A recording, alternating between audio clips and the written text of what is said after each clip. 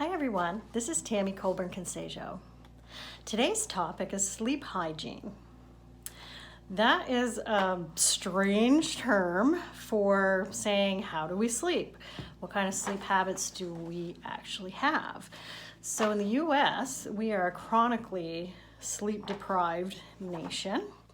And now that's been exacerbated by the coronavirus pandemic, where extra stress and upending our lives so much has created even more sleep problems.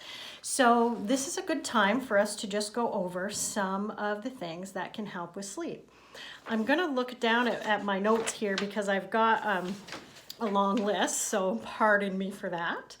So what we're talking about here is our circadian rhythm. If our circadian rhythm, our natural wake and sleep cycle, is interrupted for too long, we do not get the restorative sleep that our body and our brain needs. One of the things that's been going on even before the pandemic was us having devices or TVs either in our bedrooms or living rooms or wherever. If we have these devices with a backlight, so anything that's like shining in your face, so that's a TV, a cell phone, a laptop, any other kind of device like that. An example to compare it to is something like a Kindle, which just looks like regular paper. It doesn't have that shining light coming through. So if you have a device with a backlight, what scientists have discovered is it inhibits the release of melatonin from your brain. Melatonin is the hormone that tells your brain and your body that you're sleepy, that it's time to get ready for rest. So if we have that backlight, that bright light keeps that melatonin from releasing, so we don't feel tired. And with technology and the ease of bringing a cell phone to bed for emails, Facebook, Snapchat, Instagram, all kinds of stuff, games, it's pretty common for folks to bring devices to bed. And many of us already had TVs in a bedroom. So keep in mind that those backlights, according to research, are going to prevent the release of melatonin unless you stop between 1 to 2 hours before you actually want to try to get your body and mind to rest and to be able to fall asleep. So a recommendation might be to try actually 30 minutes and see if 30 minutes is enough to get sleepy.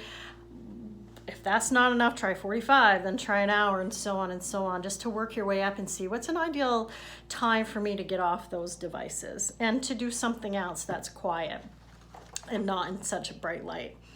Another thing to keep in mind, if you use your phone for an alarm, there's electromagnetic energy, and we're made up of electromagnetic energy too.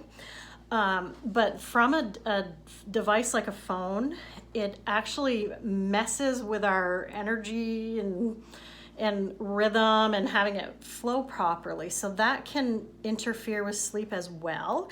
So if you're going to use your phone for an alarm, it's best to have it away from you.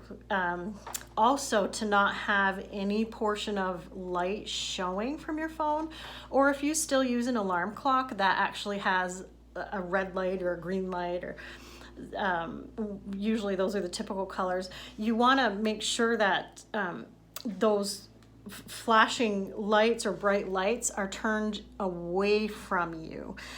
If we don't sleep in a completely dark room, it affects our sleep quality, it affects our melatonin production, and we may have more disrupted sleep.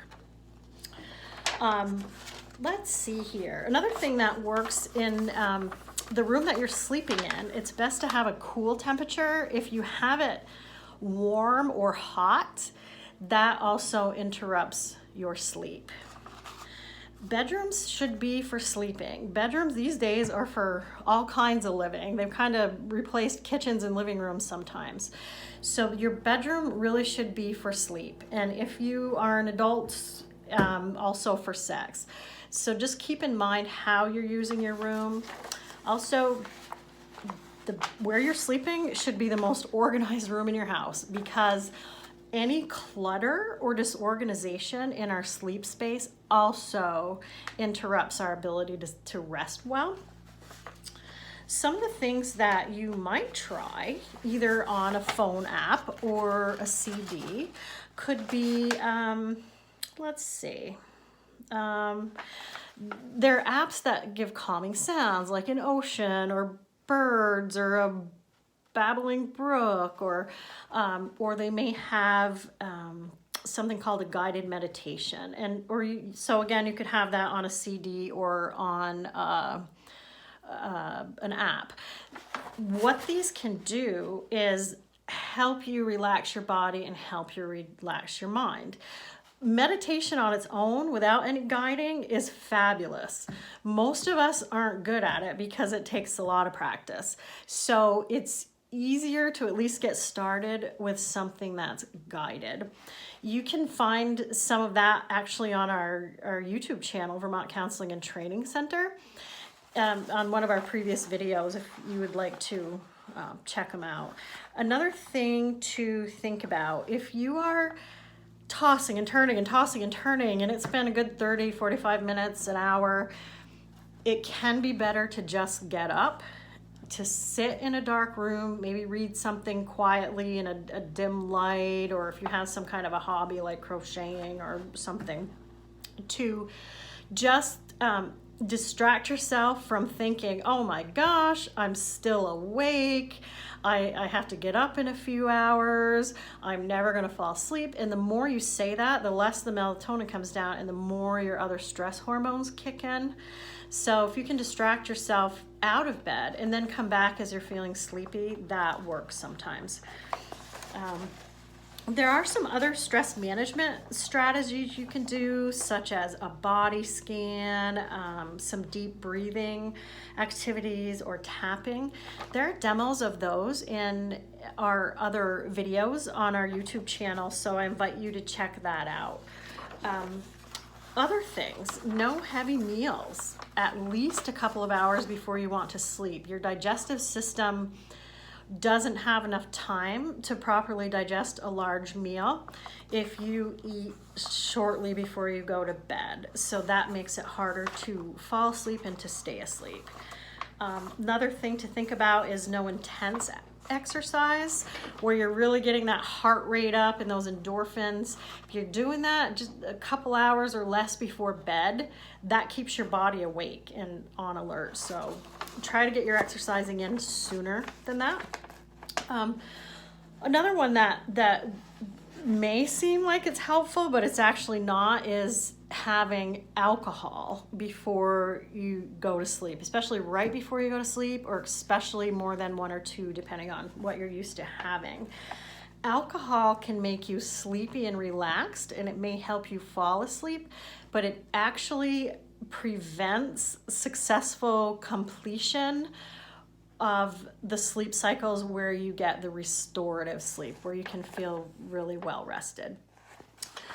One last thing to think about for now is, are you getting enough sleep? I mentioned at the beginning that we're a sleep-deprived nation, and we've all been taught that, oh, if you have too much going on your plate, just give up some of your sleep. Sleep and enough sleep is actually the most beneficial thing you can do for your body and your mind. So that's an area that you really don't want to skimp on a regular basis. So you can practice. Most of us need between 6 and 9 hours as adults. Teenagers tend to need more, and the younger you are, the more you need. But play around with that and see at what point do you feel well rested, or maybe that you've overslept. And just track it in a journal or something, and you'll be able to figure out what's your ideal amount of sleep. And to keep that on a regular pattern, again, circadian rhythm, our bodies like to wake up and go to sleep at the same time. And if we don't, it throws us off. So lastly, if your sleep is a significant problem, there is help out there if these tips are not helping. So sometimes there's something else going on medically, so you want to have that checked out. Sometimes there's just too much stress or anxiety or depression going on where it really is helpful to meet with a mental health provider.